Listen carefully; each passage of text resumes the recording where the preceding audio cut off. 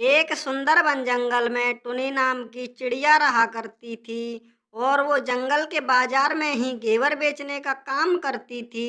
इस बार तो रक्षाबंधन पर मैं बहुत मुनाफा कमाऊंगी घेवर बेचकर। अगर मैंने इस बार घेवर नहीं बेचा तो पिछली साल के जैसे फिर से रक्षाबंधन का त्योहार नहीं बना पाऊंगी। फिर ये सोचकर टुनी चिड़िया बहुत ही मेहनत करके घेवर बनाती है और फिर भी उसके पास कोई घेवर लेने के लिए नहीं आता है। फिर 2-4 दिन तक ऐसा ही चलता रहता है। फिर टुनी घर जाकर अपने बच्चों से बोलती है, बच्चों, मुझे तो लगता है इस साल भी पिछले साल के जैसे हमें इस घेवर की दुकान से घाटा पड़ सकता है, क्योंकि कोई भी हमारी दुकान से घेवर लेने के लिए नहीं आता है। और इस साल भी हम शायद रक्षाबंधन अच्छे से नहीं मना पाएंगे। माँ, तुम चिंता मत करो, भगवान सबकी सुनता है। इस साल हमारी भी सुनेगा और हमारा धंधा अच्छे से चलने लगेगा। फिर हम अच्छे से रक्षाबंधन बना पाएंगे। हाँ बच्चों, इस साल लगता है भगवान हमारी भी सुन लेगा और हमारा धंधा अच्छे से चलने लगेगा।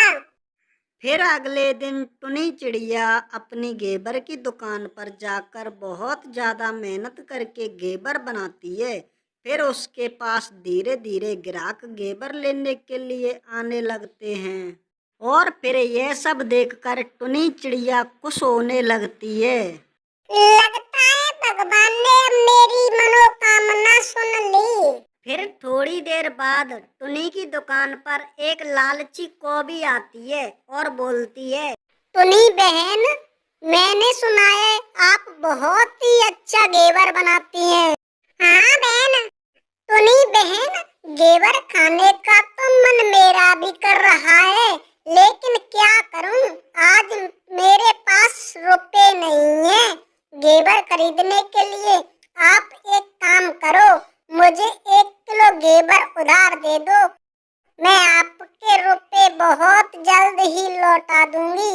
कौवी बहन, मैं आपको घेवर दे तो दूंगी, पर आपको 1-2 दिन में मेरे उधार के रुपए वापस करने होंगे। अरे टुनी, ये कैसी बात कर दी आपने? टुनी, आपको मुझ पर विश्वास नहीं है क्या?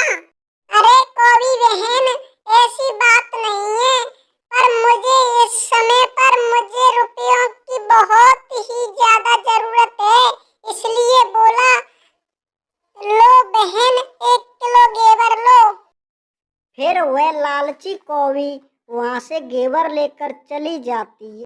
फिर धीरे धीरे कई दिन बीत जाते हैं, लेकिन वह लालची कौवी टुनी के घेवर के रुपए वापस देने नहीं आती है और टुनी सोचने लगती है, क्या जमाना आ गया, आजकल भलाई का तो जमाना ही नहीं रहा।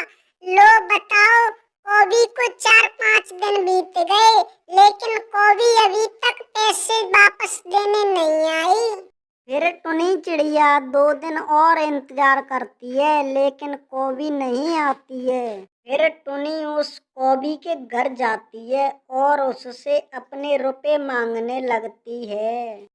अरे कौवी, तुम तो कह रही थी कि मैं आपके रुपए जल्द ही लौटा दूंगी, लेकिन अब तक तो बहुत दिन बीत चुके हैं, अब तो मेरे रुपए दे दो।